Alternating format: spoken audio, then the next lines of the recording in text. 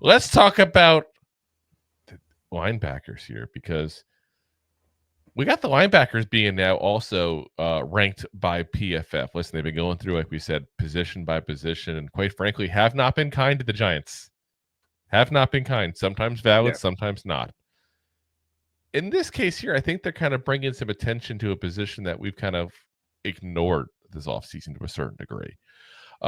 They did talk on the actual linebackers. Again, I say actual linebackers, the off-ball linebackers, middle linebackers, whatever the hell you want to call them. Ranked number 19 out of 32 teams, obviously. So slightly below average there. This is from PFF. They said New York's linebackers should have plenty of space to work with behind their potentially stellar defensive line. The headliner is veteran Bobby Okereke, who's 81.3 PFF overall grade over the past 2 seasons, ranks 10th amongst qualified linebackers.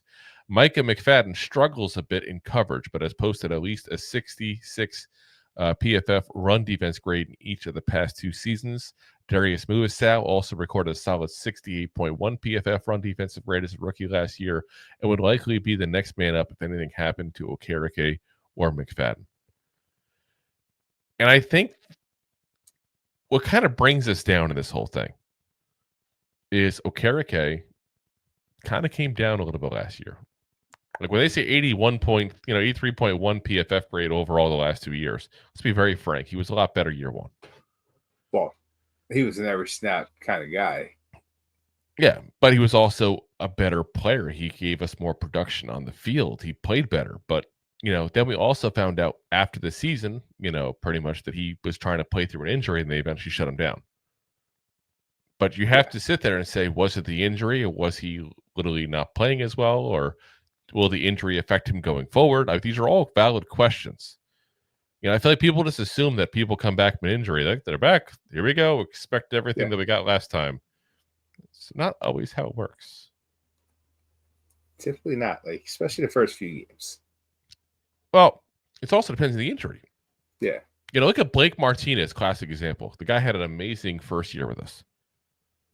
Then tears his ACL, out for a year, comes back, not the same player at all. Like, the guy literally went from playing for us to playing and trading Pokemon cards to trying to get back into the NFL, and he was like a practice squad guy last year. Meanwhile, he was a 100 tackle guy with the Giants, 100 tackle guy with the Packers. Sometimes you don't come back the same from an injury. So listen, I don't think that's what's going to happen with Okereke, but I think we're being ignorant if we don't discuss that as at least a possibility, considering the fact that he's coming off an injury that affected him for much of last season. And McFadden, again, I like McFadden, but like they said, he does struggle in pass coverage. And that is something that we have to go ahead and include in this whole, how are the linebacker group kind of things, because you can easily, I don't want to say attack him as if you go oh, he's such a weak link in pass coverage. You just keep forcing him into coverage and by scheming that way and going after him. I won't take it that far, but he's definitely not as good as, Okereke is in coverage. He's definitely not as good as, let's even say, Abdul Carter might be in coverage. I say might be because he's a rookie, but we've said before, and I've said it before multiple times, I think he's going to take over third downs, kind of like Isaiah Simmons used to do a linebacker. And that's what's going to happen, is that you're going to see him taken off. So even the second linebacker, you have questions on his limitations of what he can do. Muasau was a 6th-round pick last year, so how much are you really expecting more out of him? I think he already gave us what he is. He's a decent backup linebacker who can step in and start if you have to in a pinch and can provide something on special teams.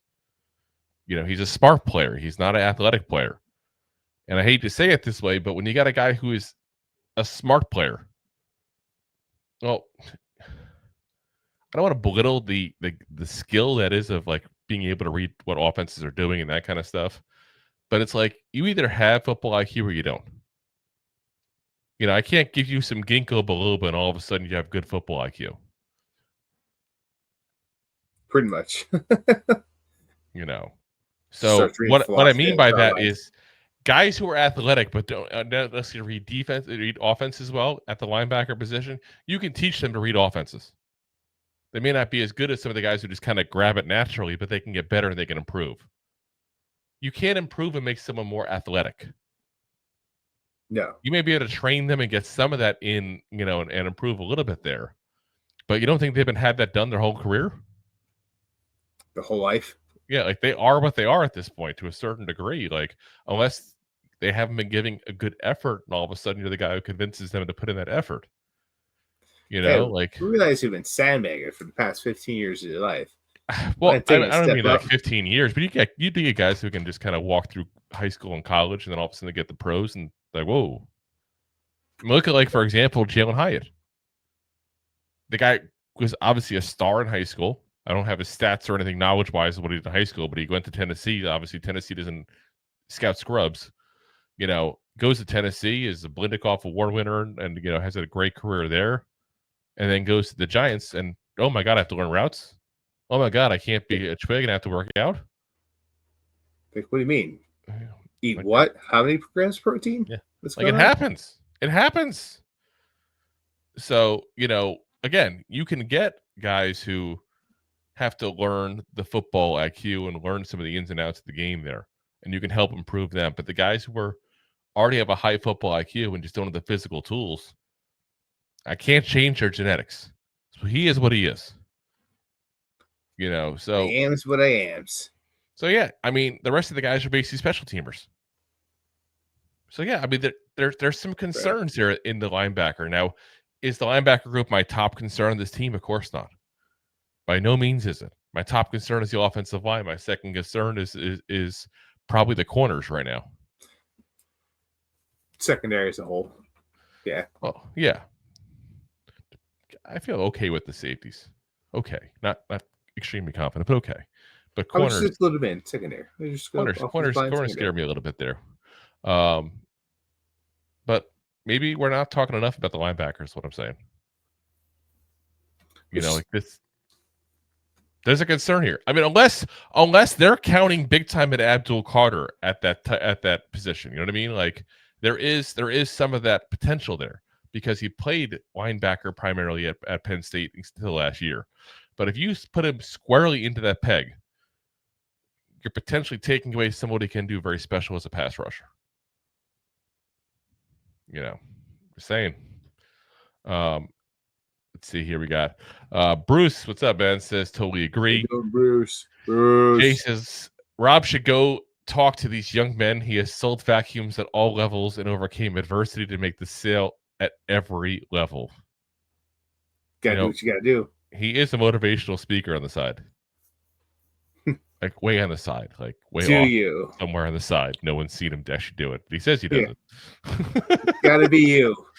Go team. Go team. Thanks for watching. Like the show? Of course you do, or you would have turned it off by now and not be hearing me. There are plenty of ways to support the show.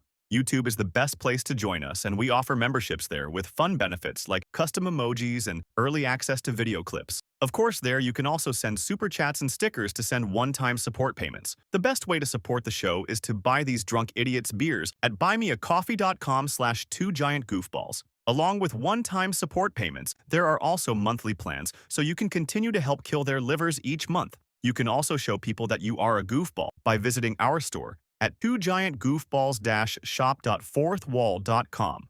We got everything from shirts, hats, phone cases, funny candles, buttons, stickers, and even a 2 Giant Goofballs towel to dry off your goofballs. Of course, you can always support the show for free by simply hitting the like, subscribe, and share button wherever you are watching or listening to this. Hit the thumbs up on YouTube. Leave a 5-star review on Apple Podcasts. It helps the show tremendously, and quite frankly, the goofballs suck at marketing and need your help to get the word out. Thank you for being part of the Goofball Army and for taking the time out to support the show. If you like that clip, then you will love the full episodes too. Find us on your favorite podcast app and look for us on all your favorite social media platforms. Thanks so much. Please, I'm begging you. Please subscribe.